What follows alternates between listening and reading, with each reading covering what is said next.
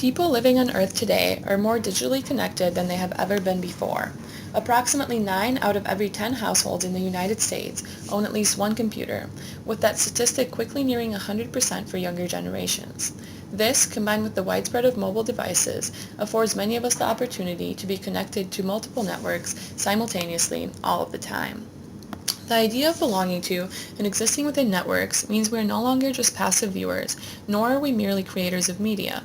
Rather, with the rise of social media, we have become active players existing in virtual worlds that intersect, but do not always fully overlap with reality. In other words, the internet is no longer just a medium, but a holistically involved process where we are both the creators and products of Web 3.0. It is not just a platform, but an experience, resulting in generating massive amounts of data with yet unbeknownst to us capabilities.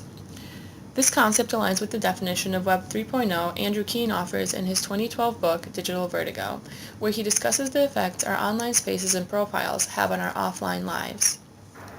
While the title hints at some of the uncertainty the author feels about our interaction with digital media, it is the subtitle of Keen's book that really gets to the crux of the argument. In this subtitle, he poses the prompt he addresses throughout his book: how today's online social revolution is dividing, diminishing, and disorienting us. Here, the online revolution he refers to revolves around social media and how we present ourselves and interact with each other on its different platforms. Keen is a British-American author and entrepreneur. He has written multiple works criticizing how the digital age is debasing our society, and in Digital Vertigo, he splits his argument into two parts: exhibitionism and the end of privacy. First, Keen talks about the idea of surveillance and what he calls the desire to be seen that many of us experience when on the internet. He starts his argument with the idea that many people live by the mantra, "I update, therefore I am." In other words, he asserts that many people, in their drive to be exhibitionists, define themselves mainly by the impressions they make on others. The reasoning is as follows: as you post more, you reach more people and accrue more validity.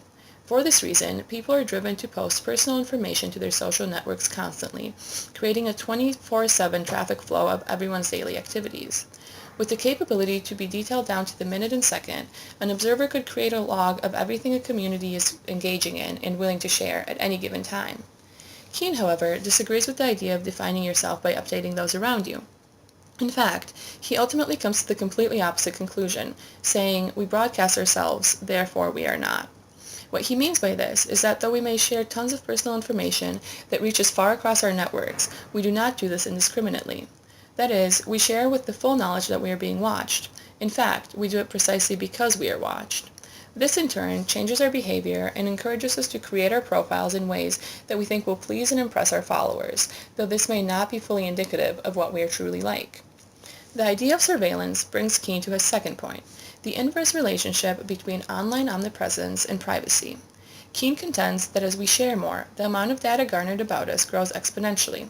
For example, every time we update our followers with a tweet, we not only voluntarily share what we are doing, but also the time of day, the platform we are using, our geolocation coordinates, and a myriad of other data points collected on the back end of Twitter, largely without users' full awareness. Keen sees this as a problem, not only because it makes our personal information more vulnerable, but also because knowing that we are being watched can fundamentally change our behavior. To illustrate his point, he gives the example of the Panopticon, a prison building designed in the late 18th century by English philosopher, social theorist, and exhibition enthusiast Jeremy Bentham. The Panopticon is a circular building, the walls of which are lined with prison cells all around. In the middle of the building is a watchtower with a guard inside. Though the guard can see the prisoners, it is impossible for the prisoners to know if he is looking at them at any given time, and as it is impossible for him to see all of them at once. However, they know that he could be looking at them at any moment, and the idea of being under surveillance alters their behavior and causes them to engage in acts of self-censorship. Keen uses the concepts of the prisoner's behaviors to make the argument that every time we post something online, we conduct ourselves as people being watched and change our behaviors accordingly.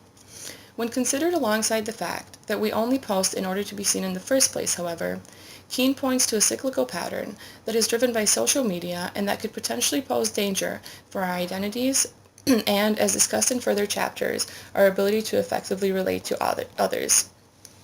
Ultimately, he warns his readers against the aforementioned social revolution and how that divides, diminishes, and disorients us as we go about our daily lives online.